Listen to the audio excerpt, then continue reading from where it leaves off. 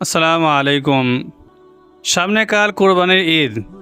এই খুশির সময় আমাদের একটা খুবই গুরুত্বপূর্ণ আমল করতে হয়, তা হলো তাকবীরে তাশরিক। কিন্তু এই আমলটি নিয়ে আমাদের মনে অনেক সময় বিভ্রান্তি থাকে।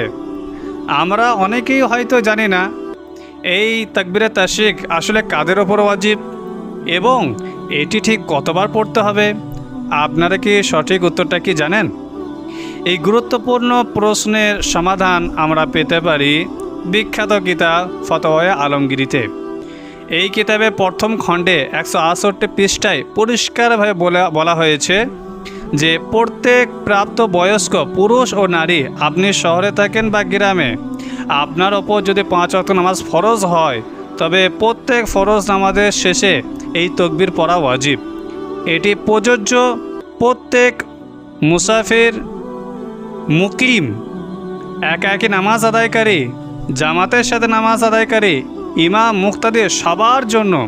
যার ওপর নামাজ ফরজ তার ওপরেই এই তাকবীর পড়া ওয়াজিব। তাকবীরটি হচ্ছে এই: আল্লাহু আকবার, আল্লাহু আকবার, লা ইলাহা ইল্লাল্লাহ, আল্লাহু আকবার, আল্লাহু আকবার, ওয়ালিল্লাহিল হামদ। তাহলে নিয়মটা কি? একদম সহজ। প্রত্যেক ফরজ নামাজের সালাম ফেরানোর পরপরই অন্তত এই তাকবীরের তাশরিকটি পড়া ওয়াজিব। তবে এখানে একটি সূক্ষ্ম কিন্তু খুবই জরুরি পার্থক্য আছে, যে পুরুষরা এই তাকবীরের তাশরিকটি জোরে জোরে উচ্চস্বরে পড়বে, আর আমাদের মা ও বোনেরা পড়বেন আস্তে আস্তে এবং মনে মনে।